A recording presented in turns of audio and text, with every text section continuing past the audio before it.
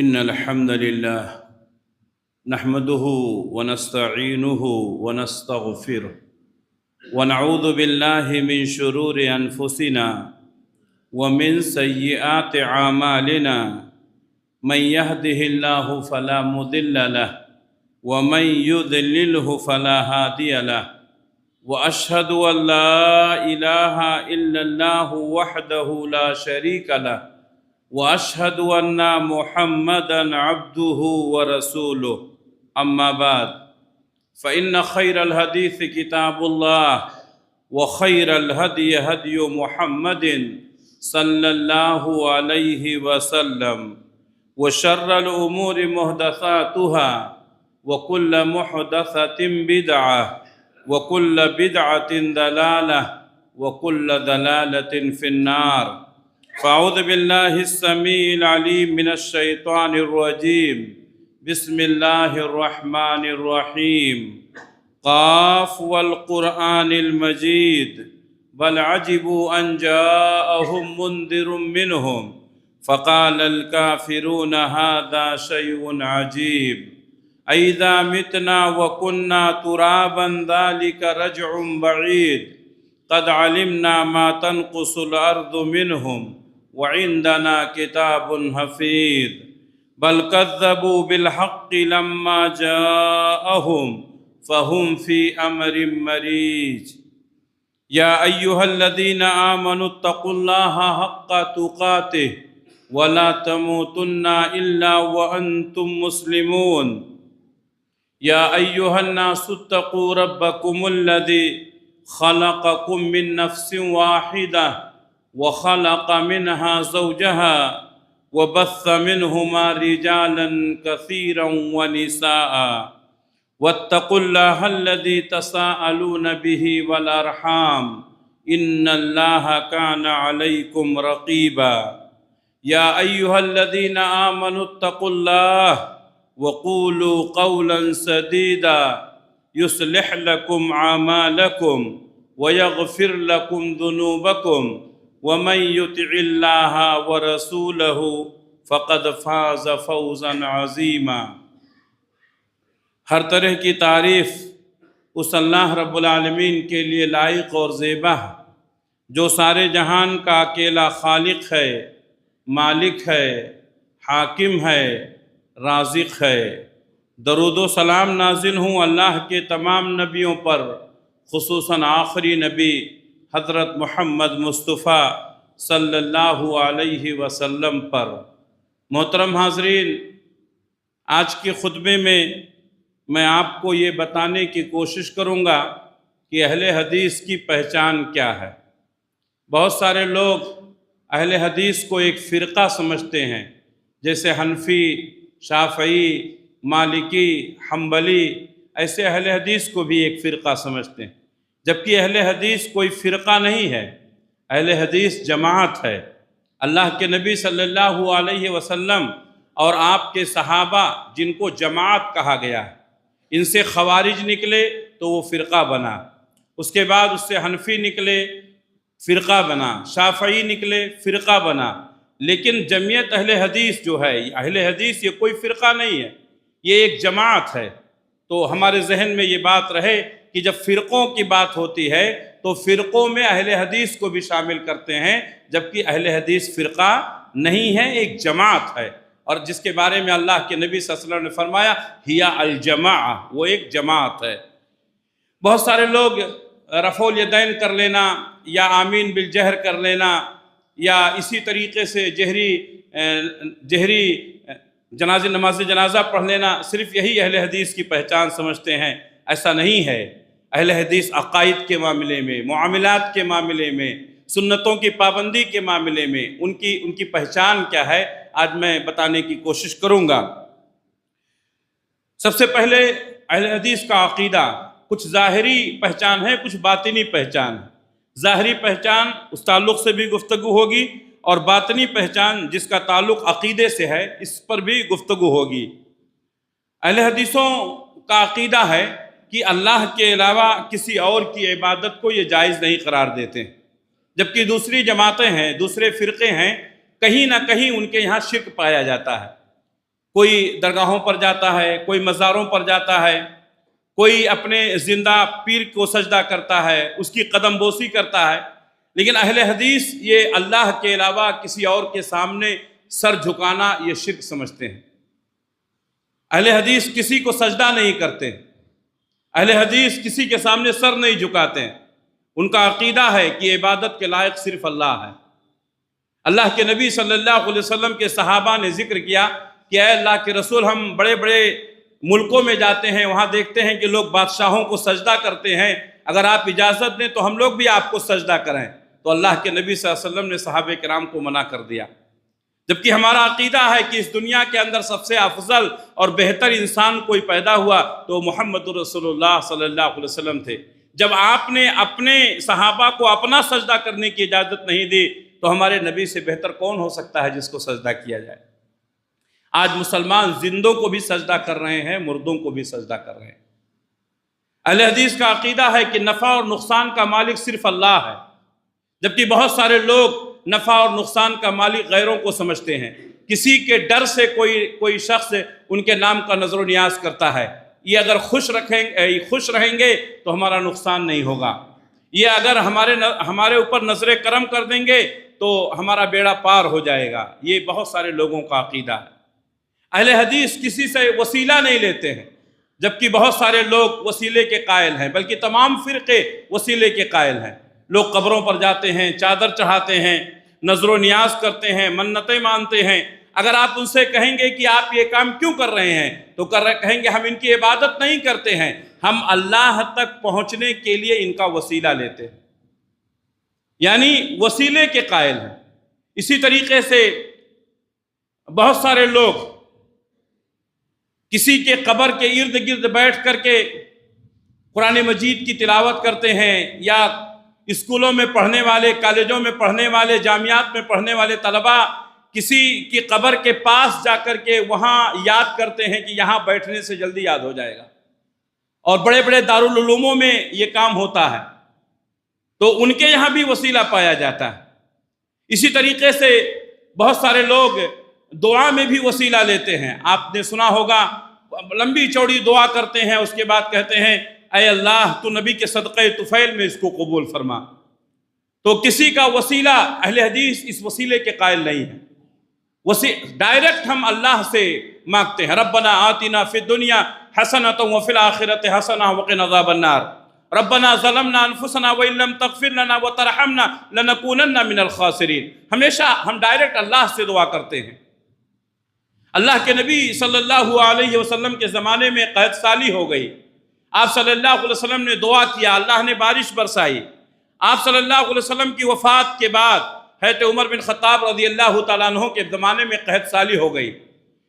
حضرت عمر بن خطاب رضی اللہ تعالیٰ عنہ امیر المومنین ہیں، تمام مسلمانوں کو اکٹھا کیا، استسقاء کی نماز پڑھی اور کہا کہ اے اللہ، جب تک نبی صلی اللہ علیہ وسلم دنیا میں باحیات تھے ہم ان کے ذریعے سے تجھ سے دعا مانگتے تھے اور تو پانی برساتا تھا، لیکن آج ہمارے درمیان اللہ کے نبی صلی اللہ علیہ وسلم نہیں ہیں، ہمارے نبی کے چچا موجود ہیں حضرت عباس رضی اللہ تعالیٰ عنہ جو ہمارے بزرگ ہیں، اے اللہ ہم ان کے ذریعے سے دعا مانگتے ہیں۔ حضرت عباس رضی اللہ تعالیٰ عنہ دعا کرتے، صحابہ کرام آمین کہتے۔ اگر مردے کا وسیلہ لینا، اگر گزرے ہوئے شخص کا وسیلہ لینا جائز ہوتا تو حضرت عمر بن خطاب رضی اللہ تعالیٰ عنہ یہ نہیں کہتے کہ اے اللہ جب تک نبی موجود تھے ہم ان کے ذریعے سے تجھ سے دعا کرتے تھے، پانی مانگتے تھے، لیکن اب وہ ہمارے درمیان نہیں ہیں، اس لیے ان کے چچا کے ذریعے سے ہم دعا کر رہے ہیں۔ تو کوئی بزرگ دعا کرے استسقاء کے موقع پر اور لوگ آمین کہیں دعا پر تو اس میں کوئی حرج نہیں ہے۔ اسی طریقے سے اہل حدیث کا عقیدہ ہے کہ شفا دینے والا، بیمار کرنے والا صرف اللہ ہے، جبکہ بہت سارے لوگ شفا پانے کے لیے مختلف قسم کے غلط طریقے اپناتے ہیں۔ بہت سارے لوگوں کو آپ نے دیکھا ہوگا تعویذ پہنتے ہیں، بہت سارے لوگ کالے دھاگے پہنتے ہیں، کہتے ہیں یہ پہننے کی وجہ سے وہ بلیات سے محفوظ رہتا ہے، جبکہ نفع اور نقصان کا مالک صرف اللہ ہے۔ وَإِذَا مَرِضْتُ فَهُوَ يَشْفِينِ، جب میں بیمار ہوتا ہوں تو وہی شفا دیتا ہے۔ لیکن دوا کرنا، علاج کرنا جائز ہے، اللہ کے نبی صلی اللہ علیہ وسلم نے بھی دوا کیا، علاج کیا، آپ نے بہت سارے بیماریوں کے موقع پر بہت ساری دواؤں کا استعمال کیا، صحابہ کرام نے بھی استعمال کیا۔ یہاں ہمارا عقیدہ یہ ہونا چاہیے کہ بیماریوں سے علاج کرانا سنت ہے، لیکن یہ سمجھ لینا کہ فلاں ڈاکٹر سے ہی علاج کرائیں گے تبھی درست ہوں گے، یہ غلط ہے۔ اب اسی میں رقیہ کا بھی معاملہ آ جاتا ہے۔ رقیہ کرانا، بہت سارے لوگ سمجھتے ہیں فلاں آدمی اگر رقیہ کیا تو ہی فائدہ ہوگا۔ نتیجہ کیا ہوتا ہے؟ لوگوں کو اللہ کے کلام پر یقین نہیں رہ جاتا ہے، فلاں کی شخصیت پر یقین ہو جاتا ہے۔ جو رقیہ کی ہم مخالفت کرتے ہیں اس کی وجہ یہی ہے۔ حضرت نے دعا کی تھی، ہمارا بیٹا درست ہو گیا، حضرت کی دعا نہیں، اللہ کے کلام کی برکت سے، نبی صلی اللہ علیہ وسلم کی دعاؤں کی برکت سے۔ تو کسی ڈاکٹر کے بارے میں، کسی طبیب کے بارے میں، کسی راقی کے بارے میں یہ عقیدہ رکھ لینا کہ فلاں آدمی نے علاج کیا تھا، فلاں ڈاکٹر نے علاج کیا تھا، فلاں حکیم اور طبیب نے علاج کیا تھا، یا فلاں آدمی نے رقیہ کیا تھا اس لیے ہم درست ہو گئے، ہمارا بچہ درست ہو گیا، اس طرح کا عقیدہ رکھنا یہ اہل حدیثوں کے خلاف۔ ہم ایسا عقیدہ نہیں رکھتے، اس لیے کہ شفا دینے والا صرف اللہ کے کلام میں برکت ہے، نبی کی حدیثوں میں برکت ہے، نبی کی دعاؤں میں برکت ہے۔ رقیہ کرنے والا کوئی بھی ہو، اس میں کوئی فرق نہیں پڑتا ہے۔ تو نفع اور نقصان کا مالک اللہ ہے، بیماریوں سے شفا دینے والا اللہ ہے، زندگی اور موت کا مالک اللہ ہے، زندگی اور موت کا مالک اللہ۔ اللہ کے نبی صلی اللہ علیہ وسلم فرماتے ہیں پوری دنیا مل کر کے تم کو مارنا چاہے اور اللہ تعالیٰ تم کو جلانا چاہے، تم کو کوئی مار نہیں سکتا ہے، اور اللہ تبارک و تعالیٰ نے تمہاری موت کا وقت متعین کر دیا ہے، پوری دنیا مل کر کے تم کو بچانا چاہے تو بچا نہیں سکتی ہے۔ زندگی اور موت اللہ کے ہاتھ میں، عزت دینا، ذلیل کرنا، یہ سب اللہ کے ہاتھ میں۔ حاجت روا، مشکل کشا صرف اللہ۔ جبکہ اہل حدیثوں کے علاوہ دوسروں کو آپ نے دیکھا ہوگا کہ دوسروں کو حاجت روا سمجھتے ہیں، مشکل کشا سمجھتے ہیں، یا علی مشکل کشا، یا غوث المدد، بہت سارے لوگ پکارتے ہیں، جبکہ حضرت علی رضی اللہ تعالیٰ عنہ مشکل کشا نہیں ہیں، غوث مشکل کشا حاجت روا نہیں ہے، اللہ حاجت روا ہے، اللہ مشکل کشا ہے۔ اگر اللہ مصیبتوں کو نہ ٹالے تو کوئی ٹالنے والا نہیں۔ اہل حدیث کا عقیدہ ہے کہ مصیبتوں میں ڈالنے والا بھی اللہ ہے اور مصیبتوں سے نکالنے والا بھی اللہ ہے۔ اگر اللہ تبارک و تعالیٰ مشکلات کو دور نہ کرے تو کوئی دور کرنے والا نہیں ہے، اس لیے ہمیشہ اللہ سے دعا کرتے ہیں، ہمیشہ اللہ کے سامنے ہاتھ پھیلاتے ہیں۔ اللہ کے بارے میں اہل حدیثوں کا عقیدہ ہے کہ اللہ عرش پر مستوی ہے، ثم استوى علی العرش، پھر وہ اپنے عرش پر مستوی ہو گیا۔ جبکہ اہل حدیث کے علاوہ دوسری تمام جماعتیں ہیں، ان کا عقیدہ ہے کہ اللہ ہر جگہ موجود ہے، اللہ ہر جگہ موجود ہے۔ اللہ ہر جگہ نہیں موجود ہے، اللہ اپنے عرش پر موجود ہے۔ اللہ کے نبی صلی اللہ علیہ وسلم کے زمانے میں ایک لونڈی، ایک باندی، اس کو لایا گیا، اللہ کے نبی صلی اللہ علیہ وسلم نے پوچھا این اللہ، اللہ کہاں ہے؟ تو اس باندی نے کہا فی السماء، اللہ آسمان میں ہے۔ اللہ کے نبی صلی اللہ علیہ وسلم فرمایا اس کو آزاد کر دو، یہ مومنہ ہے۔ گویا کہ لونڈیوں کو، باندیوں کو بھی معلوم تھا کہ اللہ کہاں ہے، اوپر ہے، آسمان میں ہے۔ جبکہ بہت سارے مسلمانوں کا، بلکہ اہل حدیث کے علاوہ اکثریت کا عقیدہ ہے کہ اللہ تعالیٰ ہر جگہ موجود ہے۔ یہ عقیدہ غلط ہے، اللہ ہر جگہ موجود ہے، اللہ عرش پر ہے، لیکن اپنی قوت کے اعتبار سے، اپنی طاقت کے اعتبار سے، اپنے علم کے اعتبار سے وہ ہر جگہ موجود ہے۔ حضرت موسیٰ اور حضرت ہارون علیہم السلام کو اللہ تعالیٰ نے فرعون کے دربار میں بھیجا تو حضرت موسیٰ علیہ السلام نے کہا اللہ فرعون بڑا ظالم ہے، ہمیں ڈر لگتا ہے کہ وہ ہمارے اوپر ظلم نہ کرے۔ تو اللہ تعالیٰ نے فرمایا تم دونوں جاؤ، میں تم کو دیکھوں گا بھی اور تمہاری باتوں کو سنوں گا بھی۔ معلوم یہ ہوا کہ اللہ تعالیٰ عرش پر ہے، لیکن اپنے علم کے اعتبار سے، اپنی قوت کے اعتبار سے وہ اللہ تعالیٰ ہر جگہ ہے، اس کا علم ہر جگہ ہے، اس کی قدرت ہر جگہ ہے۔ تو اس طریقے سے اہل حدیثوں کا اللہ کے بارے میں یہ عقیدہ ہے۔ نبی صلی اللہ علیہ وسلم کے بارے میں، نبی صلی اللہ علیہ وسلم کے بارے میں ہمارا یہ عقیدہ ہے کہ آپ آخری نبی ہیں، آپ آخری نبی ہیں، آپ کے بعد کوئی نبی آنے والا نہیں ہے۔ جبکہ بہت سارے لوگ نبوت کا دعویٰ کیے، دور حاضر میں بھی یہ فتنے بہت زیادہ ہیں۔ اہل حدیث کا عقیدہ ہے کہ نبی صلی اللہ علیہ وسلم آخری نبی ہیں، آپ کے بعد کوئی نبی نہیں ہے آئے گا، اور آپ نے فرمایا سلاسونا دجالونا کذابون، 30 لوگ پیدا ہوں گے، دجال ہوں گے، جھوٹے ہوں گے اور وہ دعویٰ کریں گے نبوت کا، سب کے سب جھوٹے ہوں گے۔ انا خاتم النبیین، میں آخری نبی ہوں، لا نبی بعدی، میرے بعد کوئی نبی نہیں ہوگا۔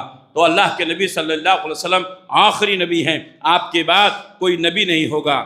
آپ صلی اللہ علیہ وسلم کے بارے میں اہل حدیث کا عقیدہ ہے کہ جس طریقے سے عام لوگوں کی وفات ہو چکی ہے، ہمارے نبی صلی اللہ علیہ وسلم کی بھی وفات ہو چکی ہے، جبکہ بہت سارے لوگوں کا عقیدہ ہے کہ اللہ کے نبی صلی اللہ علیہ وسلم کی وفات نہیں ہوئی ہے، آپ پردہ کر گئے ہیں، آپ پردہ کر گئے ہیں۔ اور اسی طریقے سے بہت سارے لوگوں کا عقیدہ ہے کہ اللہ کے نبی صلی اللہ علیہ وسلم اپنی قبر میں زندہ ہیں، اور نعوذ باللہ بہت سارے بدعقیدہ لوگوں کا یہ بھی عقیدہ ہے کہ آپ کی ازواج مطہرات آپ کی قبر میں آپ کے سامنے پیش کی جاتی ہیں، نعوذ باللہ۔ اس طرح کا عقیدہ مسلمانوں کا ہے۔ اہل حدیث کا عقیدہ ہے کہ اللہ کے نبی صلی اللہ علیہ وسلم وفات پا چکے ہیں، اور آپ نے فرمایا کہ قیامت کے دن سب سے پہلے میری قبر کھولی جائے گی، سب سے پہلے میں اپنے قبر سے اٹھوں گا، سب سے پہلے میں جنت کا دروازہ کھٹکھٹاؤں گا، میرے ہاتھ میں لواء الحمد ہوگا، اور سارے کے سارے انبیاء میرے جھنڈے کے نیچے ہوں گے۔ یہ ہے نبی صلی اللہ علیہ وسلم کے بارے میں اہل حدیث کا عقیدہ۔ وہاں کسی کی امامت نہیں ہوگی، وہاں محمد رسول اللہ صلی اللہ علیہ وسلم کا جھنڈا ہوگا، اور سبھی آپ کے جھنڈے کے نیچے ہوں گے۔ اللہ کے نبی صلی اللہ علیہ وسلم کے بارے میں اہل حدیث کا عقیدہ ہے کہ آپ کے پاس غیب کا علم نہیں تھا، جبکہ بہت سارے لوگ نبی کریم صلی اللہ علیہ وسلم کو عالم الغیب مانتے ہیں۔ آپ صلی اللہ علیہ وسلم کو غیب کا علم نہیں تھا، اس کی بہت ساری مثالیں ہیں جو اس سے پہلے خطبے میں نے اشارہ کیا تھا۔ اللہ کے نبی صلی اللہ علیہ وسلم نماز پڑھ رہے ہیں، حالت نماز میں آپ نے جوتے اتار دیے، بعد میں صحابہ کرام کو بتایا کہ جبریل نے بتایا تھا کہ میرے جوتے میں گندگی لگی ہوئی ہے۔ اگر آپ کو غیب کا علم ہوتا تو آپ وہ جوتے پہلے سے اتار دیتے۔ آپ صلی اللہ علیہ وسلم کے پاس چند قبیلوں کے لوگ آئے اور کہا کہ اے اللہ کے رسول، ہمارا پورا قبیلہ مسلمان ہونا چاہتا ہے، ہم چاہتے ہیں کہ آپ ہمارے پاس حافظوں کو، قاریوں کو بھیج دیجئے۔ 70 قاریوں کو اللہ کے نبی صلی اللہ علیہ وسلم نے ان کے حوالے کیا، اور ان لوگوں نے لے جا کر کے بے وفائی کی، غداری کی، ان 70 قاریوں کو انہوں نے قتل کر دیا، شہید کر دیا۔ اگر اللہ کے نبی صلی اللہ علیہ وسلم کو غیب کا علم ہوتا تو 70 قاریوں کو ان کے حوالے نہیں کرتے۔ اس کی بہت ساری مثالیں ہیں جو آج میرے موضوع سے متعلق نہیں ہیں۔ بہرحال اللہ کے نبی صلی اللہ علیہ وسلم کو غیب کا علم نہیں تھا۔ اہل حدیث کا عقیدہ ہے کہ نبی کی اطاعت فرض ہے، دین کو سمجھنے کے لیے نبی کی اطاعت فرض ہے۔ اطیعوا اللہ و اطیعوا الرسول، اللہ کی اطاعت کرو، اس کے رسول کی اطاعت کرو۔ نبی نے فرمایا من اطاعنی فقد اطاع اللہ، جس نے میری اطاعت کی اس نے اللہ کی اطاعت کی۔ ومن اطاع الامیر فقد اطاعنی، جس نے امیر کی اطاعت کی اس نے میری اطاعت کی۔ ومن عصى الامیر فقد عصانی، اور جس نے امیر کی نافرمانی کی اس نے میری نافرمانی کی۔ اہل حدیث کا عقیدہ ہے کہ اطاعت نبی کی فرض ہے، نبی کی اطاعت سے ہٹ کر کے ہم کوئی بھی کام نہیں کر سکتے۔ نماز پڑھیں گے نبی کے طریقے پر، روزہ رکھیں گے نبی کے طریقے پر، حج اور عمرہ کریں گے نبی کے طریقے پر۔ نبی کے سنت سے ہٹ کر کے اگر کوئی کام کیا جائے تو وہ کام اللہ کے ہاں ناقابل قبول ہے۔ یہ اہل حدیث کا عقیدہ ہے، اس لیے کہ دین نبی لے کر کے آئے تھے، دین کو نبی نے سیکھا، دین کو نبی نے سکھایا۔ اور وہ مکہ کے لوگ جو بکریاں چرانے والے، اونٹ چرانے والے، جو انتہائی پسماندہ تھے، اللہ تبارک و تعالیٰ نے نبی کی صحبت سے ان کو دنیا کا سب سے اچھا انسان بنا دیا۔ نبی کی سنتوں پر عمل کر کے انسان دنیا کا سب سے اچھا انسان بن سکتا ہے۔ جو نہ تھے خود راہ پر اوروں کے ہادی بن گئے، جو نہ تھے خود راہ پر اوروں کے ہادی بن گئے، وہ کیا نظر تھی جس نے مردوں کو مسیحا کر دیا۔ نبی صلی اللہ علیہ وسلم کی اطاعت و فرما برداری کر کے صحابہ کرام نے دنیا کے اندر مثال قائم کی، اور اللہ تبارک و تعالیٰ نے آنے والی نسلوں کو، صحابہ کرام کو معیار قرار دیا۔ فَإِنْ آمَنُوا بِمِثْلِ مَا آمَنْتُمْ بِهِ فَقَدْ اهْتَدَوْا، اگر وہ لوگ اسی طرح ایمان لے آئیں جیسا کہ تمہارا ایمان ہے، فَقَدْ اهْتَدَوْا، تو وہ لوگ ہدایت پہ آ جائیں گے۔ معلوم یہ ہوا کہ نبی صلی اللہ علیہ وسلم کی اطاعت کرنا فرض ہے۔ اہل حدیث تقلید کے قائل نہیں ہیں۔ کیوں؟ نبی کی اطاعت سے جماعت بنتی ہے، نبی کی اطاعت سے امت بنتی ہے، اور تقلید کرنے سے فرقہ بنتا ہے۔ آپ دیکھیں گے تمام لوگوں نے اپنے آپ کی نسبت انسانوں کی طرف کی ہے، شخصیتوں کی طرف کی ہے، اس لیے وہ تقلید میں چلے گئے۔ کوئی حنفی ہے، کوئی شافعی ہے، کوئی مالکی ہے، کوئی حنبلی ہے، کوئی قادری ہے، کوئی سہروردی ہے، کوئی چشتی ہے، لوگ مختلف ناموں کی طرف نسبت کر کے اپنے آپ کو فرقوں میں اور تقلید میں چلے گئے۔ اہل حدیث کی نسبت اللہ اور اس کے رسول کی طرف ہے۔ اہل حدیث قرآن اور حدیث کو ماننے والے، قرآن پر عمل کرنے والے، حدیث پر عمل کرنے والے۔ یہاں میں آپ کو یہ بات بھی بتاتے چلو کہ بہت سارے ہمارے اہل حدیث نوجوان مداہنت کے شکار ہیں اور اپنے آپ کو کمتر سمجھتے ہیں، چونکہ ان کی تعداد زیادہ ہے، وہ تعداد میں زیادہ ہیں، اس لیے اپنے آپ کو اہل حدیث کہتے ہوئے شرماتے ہیں۔ اور عوام کی بات نہیں کرتا ہوں، بہت سارے علماء بھی اپنے آپ کو اہل حدیث نہیں کہنا چاہتے ہیں، کہتے ہیں اگر اہل حدیث کہیں گے تو لوگ ہماری بات نہیں سنیں گے۔ میں اہل حدیث ہوں، لیکن تمام جماعتوں کے اسٹیج پر کھڑے ہو کر کے ڈنکے کی چوٹ پر اہل حدیثیت کا اعلان کرتا ہوں۔ اللہ کا شکر ہے میرے بھائیوں، اور تمام لوگ جانتے ہیں کہ ہم اہل حدیث ہیں۔ میرے بھائیوں، اہل حدیث کہنے سے آپ کو شرمانا نہیں چاہیے۔ ایک آدمی اپنے آپ کو حنفی کہتا ہے، رضا خانی کہتا ہے، قادری کہتا ہے، چشتی کہتا ہے، اور وہ زور دے کر کے کہتا ہے ہم تو کسی اور کی طرف نسبت نہیں کرتے ہیں، ہم تو قرآن و حدیث کی طرف نسبت کرنے والے ہیں۔ کبھی بھی شرمانا نہیں چاہیے، کبھی بھی آدمی کو کبھی اپنے آپ کو کمتر نہیں سمجھنا چاہیے۔ میرے بھائیوں، اہل حدیثوں کی تعداد صرف ہندوستان میں کروڑوں کی تعداد میں ہے۔ اس لیے حوصلوں کو بلند رکھو، مداہنت کے شکار نہ ہو۔ لوگوں نے آپ کو دبانے کی کوشش کی، لوگوں نے آپ کو کمزور کرنے کی کوشش کی۔ جہاں بھی رہو اہل حدیث بن کے رہو، اہل حدیث کہہ کے رہو، اہل حدیثیت کا اظہار کرو۔ اللہ کے نبی صلی اللہ علیہ وسلم کی اطاعت فرض ہے۔ تقلید سے اہل حدیثوں کا کوئی تعلق نہیں۔ یہ تقلید کی طرف نہیں جاتے۔ تقلید کی روش سے بہتر ہے خودکشی، رستہ بھی ڈھونڈ خضر کا سودا بھی چھوڑ دے۔ میرے بھائیوں، تو ہی ناداں چند کلیوں پر قناعت کر گیا، ورنہ گلشن میں علاج تنگی دامہ بھی ہے۔ تقلید کرنے والا اپنے امام کا مقلد ہوتا ہے، امام جو کہتا ہے وہی کرتا ہے، اس کو حدیث سے کچھ لینا دینا نہیں، اس کو قرآن سے کچھ لینا دینا نہیں، چند ہی باتوں پر محصور ہو کر کے رہ جاتا ہے۔ اس لیے ہمارا بیٹھنا بڑے بڑے مفتیان کرام کے ساتھ ہے۔ کبھی کبھی وہ لوگ گفتگو کرتے ہیں جو بڑے بڑے مفتی ہیں، قاضی ہیں، تعجب ہوتا ہے کہ لوگوں نے ان کو اتنا بڑا عہدہ دیا ہے، حالانکہ ان کے پاس علم بہت کم ہوتا ہے۔ کیوں؟ اس لیے کہ ان کے پاس حدیث کا علم نہیں، اور اصل علم قرآن کا علم ہے، اصل علم حدیث کا علم ہے۔ میرے بھائیوں، ہمارے مدرسوں میں پڑھنے والے چھوٹے چھوٹے بچوں کو اللہ تبارک و تعالیٰ نے بہت علم دیا۔ کیوں؟ اس لیے کہ ان کے پاس جو بھی علم ہے وہ قرآن کا علم ہے، وہ حدیث کا علم ہے۔ دوسروں کے پاس قرآن اور حدیث کا علم نہیں رہتا ہے، ان کے پاس فقہ کا علم رہتا ہے، ان کے پاس اپنے اماموں کی باتیں رہتی ہیں۔ اسی طریقے سے اہل حدیثوں کی پہچان نماز میں آپ دیکھیں گے، دوسرے لوگ نماز میں کھڑے ہوتے ہیں، دور دور کھڑے ہوتے ہیں، اہل حدیث کی پہچان ہے، اہل حدیث نماز میں کھڑے ہوتے ہیں تو پیر سے پیر ملاتے ہیں، کندھے سے کندھا ملاتے ہیں، یہ اہل حدیثوں کی پہچان ہے۔ کیوں؟ اللہ کے نبی صلی اللہ علیہ وسلم تراسو تقاربو سد الخلل، لوگوں قریب قریب ہو، مل کر کھڑے ہو، اور بیچ میں درمیان میں جو خالی جگہیں ہیں ان کو پر کرو۔ سووا صفوفکم فإن تسویۃ الصفوف من اقامۃ الصلاۃ، اللہ کے نبی نے فرمایا صفوں کو درست کرو، اس لیے کہ صفوں کی درستگی نماز کا حصہ ہے۔ اللہ کے نبی صلی اللہ علیہ وسلم نے فرمایا لوگوں نمازوں میں پیر سے پیر اور کندھے سے کندھا ملاؤ، اللہ تمہارے دلوں کو ملا دے گا۔ آج اہل حدیثوں کی پہچان ہے کہ یہ پیر سے پیر ملاتے ہیں، یہ کندھے سے کندھا ملاتے ہیں۔ اللہ کے نبی نے فرمایا اللہ تمہارے دلوں کو ملا دے گا۔ لوگ دور دور کھڑے ہوتے ہیں، پیر نہیں ملانا چاہتے، کندھا نہیں ملانا چاہتے ہیں۔ اللہ کے نبی نے فرمایا لوگوں پیر سے پیر ملاؤ، ورنہ تو اللہ تعالیٰ تمہارے دلوں میں اختلاف کر دے گا، اختلاف پیدا کر دے گا۔ آج جو اختلافات ہیں اس کی ایک وجہ یہ بھی ہے کہ ہم لوگوں کے پیر سے پیر نہیں ملانا چاہتے، کندھے سے کندھا نہیں ملانا چاہتے۔ اہل حدیث کی پہچان ہے کہ اپنی نماز رفع الیدین کے ساتھ پڑھتے ہیں۔ اللہ کے نبی صلی اللہ علیہ وسلم کی سنت ہے، نماز میں جب آپ نماز شروع کریں گے پہلی مرتبہ اللہ اکبر، اس وقت ایک مرتبہ، اس کے بعد رکوع میں جاتے وقت دوسری مرتبہ اللہ اکبر رفع الیدین کرنا، تیسرا رکوع سے اٹھنے کے بعد رفع الیدین کرنا، اور چوتھا جب 2 رکعت پوری کرنے کے بعد تشہد کے بعد آپ تیسری رکعت کے لیے اٹھیں گے تو وہاں بھی رفع الیدین کرنا۔ 4 جگہ رفع الیدین کرنا نبی صلی اللہ علیہ وسلم سے ثابت ہے۔ اگر کسی کو ضرورت ہو بعد میں آپ ملیں، ہم آپ کو بتائیں گے، سمجھائیں گے، دلیل دیں گے، نبی کی حدیثیں بتائیں گے۔ ہمارا مقصد یہ ہے کہ لوگ نبی کی حدیثوں کو پڑھیں، جانیں، اپنی نماز کو نبی کی نماز کے مطابق کرنے کی کوشش کریں۔ نبی صلی اللہ علیہ وسلم نماز میں 4 مرتبہ رفع الیدین کرتے تھے۔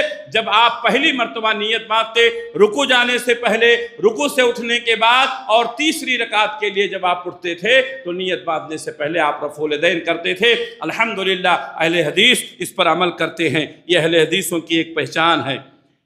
اللہ کے نبی صلی اللہ علیہ وسلم نے فرمایا اذا قال الامام ولا الضالین فقولوا آمین، جب امام ولا الضالین کہے تو تم آمین کہو۔ اہل حدیث زور سے آمین کہتے ہیں، یہ نبی کی سنت ہے۔ اور نبی صلی اللہ علیہ وسلم نے فرمایا کہ لوگوں ولا الضالین کے بعد آمین کہو۔ اگر تمہاری آمین فرشتوں کی آمین کے مطابق ہو گئی، اللہ تمہارے گناہوں کو معاف کر دے گا، اللہ تمہاری غلطیوں کو معاف کر دے گا۔ یہ ہماری پہچان ہے، ظاہری پہچان ہے۔ یہ رفع الیدین کرنا، آمین زور سے کہنا، یہ اللہ کے نبی صلی اللہ علیہ وسلم کی سنت ہے، اہل حدیثوں کی پہچان ہے۔ اہل حدیث ہمیشہ سینے پر ہاتھ باندھتے ہیں، جبکہ دوسرے لوگ ناف کے نیچے باندھتے ہیں۔ اللہ کے نبی صلی اللہ علیہ وسلم سینے پر ہاتھ باندھتے تھے۔ نبی صلی اللہ علیہ وسلم کی اس حدیث کی تعویل کی گئی اور کہا گیا پہلے آپ نے سینے پر ہاتھ باندھا تھا، پھر آپ کے ہاتھ نیچے آ گئے۔ یہ بات غلط ہے، لوگوں کو گمراہ کرنے کی کوشش کی گئی ہے۔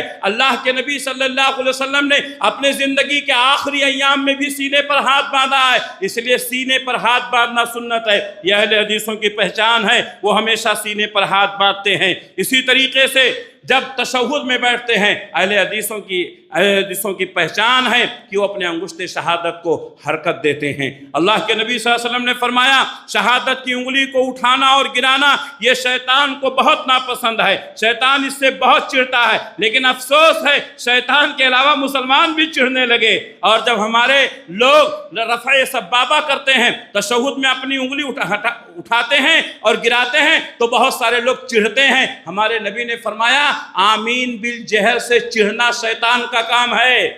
رفع سبابہ یعنی انگشت شہادت کو اشارہ کرنا اور اس سے چڑھنا اگر کوئی چڑھتا ہے تو یہ شیطان کا کام ہے، مسلمان اس سے چڑھتے ہیں۔ آپ آمین بالجہر کہیں، کتنی مسجدیں ایسی ہیں جہاں آمین بالجہر کہنے کی وجہ سے اس نوجوان کو، اس نمازی کو مسجد سے باہر ڈھکیل دیا گیا۔ آپ کو معلوم ہے کتنے نوجوان ایسے ہیں ان کو مسجدوں سے باہر کر دیا گیا، ان سے مسجدیں دھلائی گئیں۔ آج ہم لوگوں کو کہتے ہیں کہ یہ لوگ اپنی اپنی مسجد الگ بنا رہے ہیں، ان کا عقیدہ ہے کہ دوسروں کے پیچھے نماز نہیں ہوتی۔ آپ کو میں بتا دوں سب کے پیچھے نماز پڑھتے تھے، لیکن جب اہل حدیثوں پر ظلم ہونے لگا، مسجدوں سے باہر کیا جانے لگا، رفع الیدین کرنے کے بعد ان کے اوپر انگشت نمائی کرنے لگی اور ان کو برا بھلا کہا جانے لگا، تب ہم لوگوں نے ضروری سمجھا کہ ہم اپنی مسجدیں الگ بنائیں۔ کیوں؟ اس لیے کہ ہماری وجہ سے دوسروں کو تکلیف نہ ہو۔ میرے بھائیوں، ہماری شان الگ ہے، اپنے آپ کو کمتر نہ سمجھو۔ لوگ کہتے ہیں ان کی مسجدیں بہت کم ہیں، یہ ہماری مسجد جہاں آپ بیٹھے ہوئے ہیں 150 سال پرانی مسجد ہے الحمدللہ، لیکن بہت ساری مسجدوں میں آمین زور سے کہنے کی وجہ سے، رفع الیدین کہنے کی وجہ سے ہمارے لوگوں پر ظلم ہوا، ہمارے اسلاف پر ظلم ہوا۔ آج بھی بہت تنگ نظر قسم کے لوگ ہیں، آپ ان کی مسجدوں میں پہنچ جائیں تو آپ نماز کی بات وہ آپ کو ایسا دیکھتے ہیں کہ جیسے کتنا بڑا غلط کام آپ نے کر لیا، حالانکہ آپ نے سنتوں پر عمل کیا ہے۔ اسی طریقے سے اہل حدیث اجتماعی دعا کے قائل نہیں ہیں۔ سلام پھرنے کے بعد دوسری مسجدوں میں آپ دیکھیں گے امام دعا کرتا ہے، سارے لوگ آمین کہتے ہیں، یہ نبی صلی اللہ علیہ وسلم سے ثابت نہیں ہے۔ آپ کی ضرورت الگ ہے، ہماری ضرورت الگ ہے، ہم اپنی دعا مانگتے ہیں، آپ اپنی دعا مانگتے ہیں، یہی سنت طریقہ ہے، آپ اپنی دعا مانگیں۔ بہت سارے لوگ کہتے ہیں کہ فرض نماز کے بعد اہل حدیث دعا کے قائل نہیں، یہ بات غلط ہے، یہ بات غلط ہے، یہ بات غلط ہے۔ فرض نماز کے بعد جو دعا کی جائے وہ بہت اہم ہے۔ اللہ کے نبی صلی اللہ علیہ وسلم نے دعا کی قبولیت کے جو اوقات بتائے ہیں اس میں ہے دبر کل صلاۃ المکتوبہ، فرض نماز کے بعد جو دعا کی جائے وہ دعا قبول ہوتی ہے۔ ہم جو مخالفت کرتے ہیں اجتماعی دعا کی مسئلے کو سمجھنے کی کوشش کیجئے۔ اجتماعی دعا، امام دعا کرتا ہے، لوگ آمین کہتے ہیں، ہم اس کی مخالفت کرتے ہیں، ورنہ فرض نماز کے بعد دعا کرنا یہ بہت ثواب کا کام ہے۔ آپ بھی دعا کیجئے، ہم بھی دعا کریں، اپنی دعائیں کریں۔ یہ سنت طریقہ ہے۔ اجتماعی دعا کرنا یہ ثابت نہیں ہے۔ اہل حدیث کبھی تعویذ نہیں پہنتا ہے، اہل حدیث کبھی دھاگے نہیں باندھتا ہے، اہل حدیث کبھی گنڈے نہیں پہنتا ہے، اور اگر کوئی شخص پہنتا ہے تو اس کا اہل حدیث سے کوئی تعلق نہیں۔ آپ دیکھیں گے بہت سارے لوگ تعویذ، گنڈا، کیا کی پہنتے ہیں، اور عقیدہ ہے کہ اس سے بلیات سے محفوظ رکھتے ہیں۔ یہ عقیدہ غلط ہے، یہ عقیدہ غلط ہے۔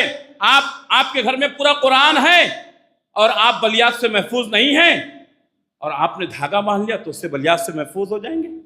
اور یہی نہیں بلکہ لوگوں نے اپنے گھروں میں ناریل لٹکا لیا، فٹکری لٹکا لیے، گھوڑے کے نال لٹکا لیے، کعبۃ اللہ کا دروازہ لٹکا لیا، اس عقیدے کے ساتھ کہ اس کی وجہ سے گھروں میں برکت ہوگی، شیطان کا عمل دخل نہیں ہوگا۔ آپ کو معلوم وہی شیطانی کام ہے، وہی شیطانی کام ہے۔ ایک ایسے ماحول میں رہ کر کے جہاں کی اکثریت رسم و رواج کی پابند ہے، مسلمانوں نے بھی وہ کام کرنا شروع کر دیا۔ اہل حدیث ان چیزوں سے پاک ہیں۔ اگر کسی کے گھر میں ہے تو وہ نکال دے، یہ اہل حدیثوں کا طریقہ نہیں ہے۔ اہل حدیث صرف اللہ پر بھروسہ کرتا ہے، اہل حدیث صرف اللہ پر، اس کو پھٹکری پر بھروسہ نہیں ہے، اس کو ناریل پر بھروسہ نہیں ہے۔ یہ پھٹکری اور یہ ناریل یہ کیا آپ کو بچائے گا؟ اس بدعقیدگی کے ساتھ مسلمان زندگی گزار رہے ہیں۔ ہمیں چاہیے کہ ہم ان چیزوں سے اپنے آپ کو بچانے کی کوشش کریں۔ اہل حدیث مزاروں پر نہیں جاتے ہیں، درگاہوں پر نہیں جاتے ہیں، برسی نہیں مناتے ہیں، قرآن خوانی نہیں کرتے ہیں۔ قرآن پڑھنے والے کو ثواب ملے گا۔ بہت سارے لوگوں کو دیکھیں گے کسی کا انتقال ہو گیا، عورتیں بیٹھی ہوئی ہیں قرآن پڑھ رہی ہیں، وہ زندگی میں قرآن نہیں پڑھا۔ جو مرا ہے زندگی بھر قرآن نہیں پڑھا، اس کے مرنے کے بعد لوگ اس کے ارد گرد بیٹھ کر کے قرآن پڑھ رہے ہیں، کیا فائدہ ہے؟ یہ اہل حدیثوں کا طریقہ نہیں ہے۔ قرآن خوانی کرنا، آدمی گھر بنا لیا، قرآن خوانی کرنے کے لیے بچوں کو بلا رہا ہے، یہ سارے طریقے اہل حدیثوں کے نہیں ہیں۔ اہل حدیث ان چیزوں سے دور ہے۔ قرآن جو پڑھتا ہے اس کو ثواب ملتا ہے، اور اجرت کے لیے جا کر کے قرآن پڑھنا یہ بھی غلط ہے، یہ بھی غلط ہے۔ لوگ بچوں کو بھیجتے ہیں، ہم اپنے بچوں کو مدرسوں میں بھیجتے ہیں حفظ کرانے کے لیے، اور ہمارے بچوں کے ذریعے سے وہ لوگ کماتے ہیں، قرآن خوانی کرواتے ہیں۔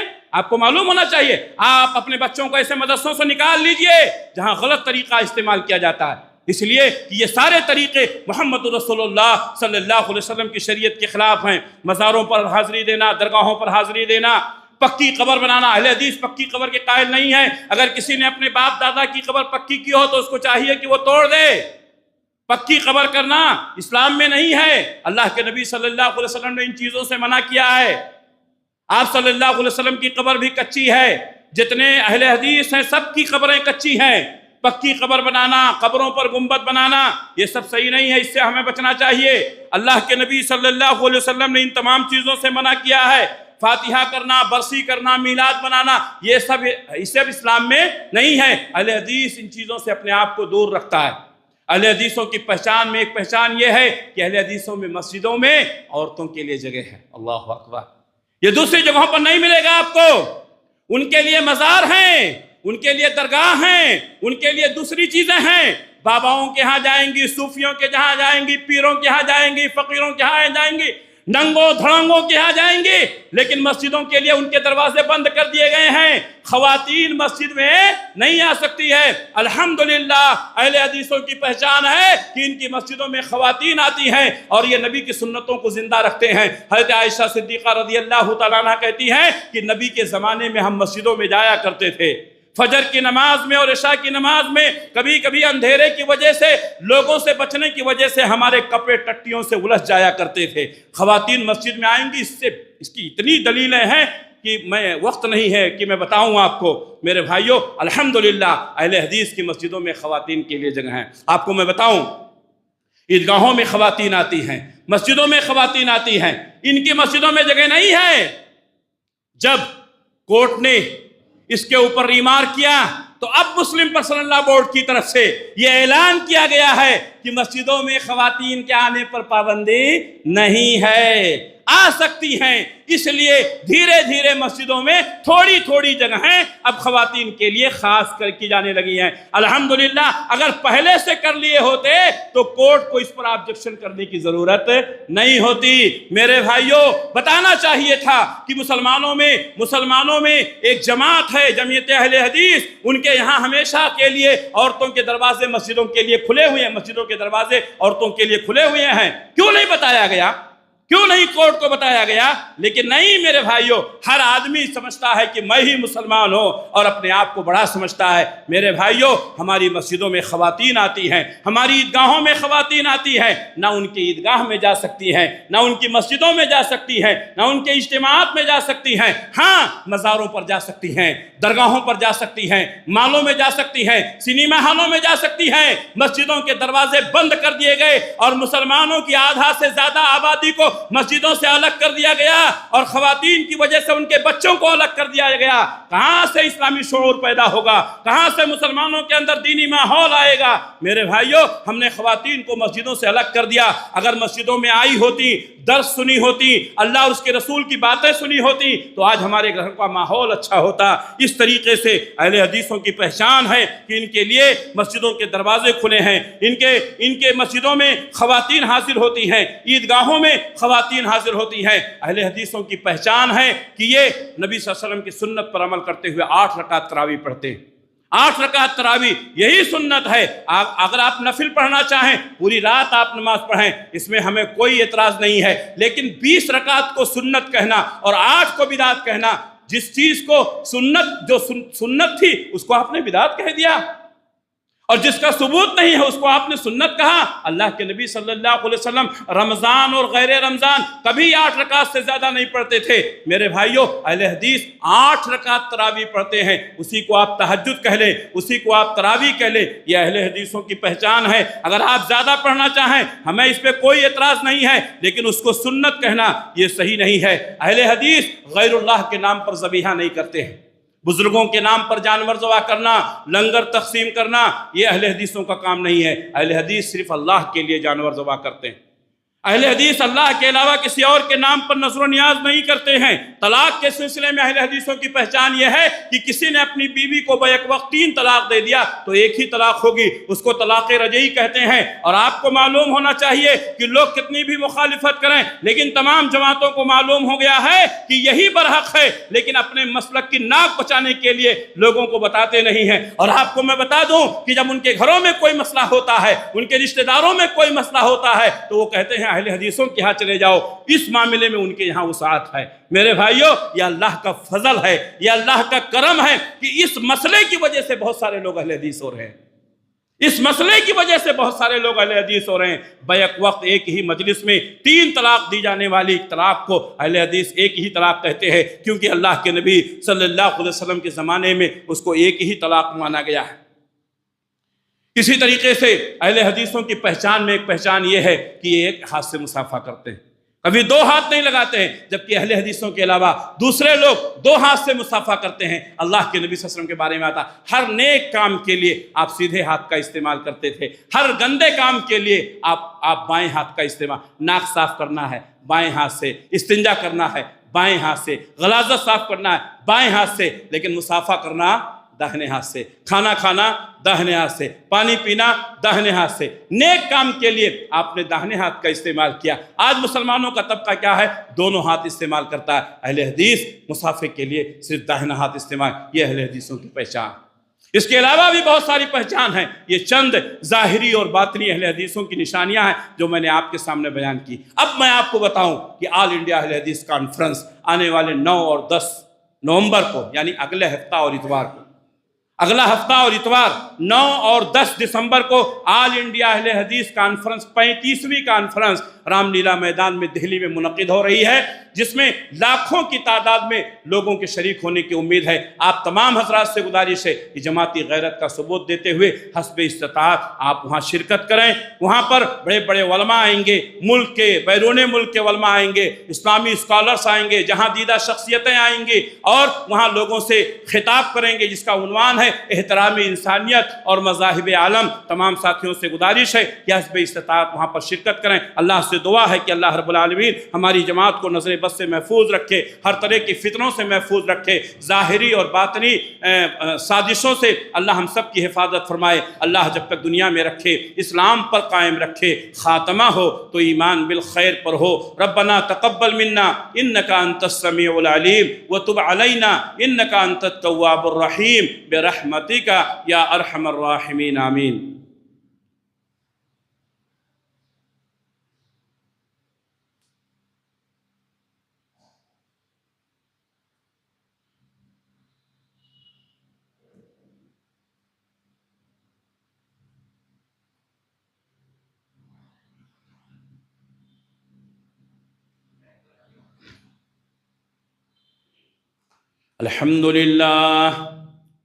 الحمد لله نحمده ونستعينه ونستغفره ونعوذ بالله من شرور أنفسنا ومن سيئات أعمالنا من يهده الله فلا مضل له ومن يضلله فلا هادي له وأشهد أن لا إله إلا الله وحده لا شريك له وأشهد أن محمدًا عبده ورسوله أما بعد فإن خير الحديث كتاب الله وخير الهدي هدي محمد صلى الله عليه وسلم وشر الأمور محدثاتها وكل محدثة بدعة وكل بدعة ضلالة وكل ضلالة في النار فأعوذ بالله السميع العليم من الشيطان الرجيم بسم الله الرحمن الرحيم إن الله وملائكته يصلون على النبي يا أيها الذين آمنوا صلوا عليه وسلموا تسليما اللهم صل على محمد وعلى آل محمد كما صليت على إبراهيم وعلى آل إبراهيم إنك حميد مجيد اللهم بارك على محمد وعلى آل محمد كما باركت على إبراهيم وعلى آل إبراهيم إنك حميد مجيد اللهم انصر من نصر دين محمد صلى الله عليه وسلم وجعلنا منهم واخذل من خذل دين محمد صلى الله عليه وسلم ولا تجعلنا منهم عباد الله رحمكم الله إن الله يأمر بالعدل والإحسان وإيتاء ذي القربى وينهى عن الفحشاء والمنكر والبغي يعظكم لعلكم تذكرون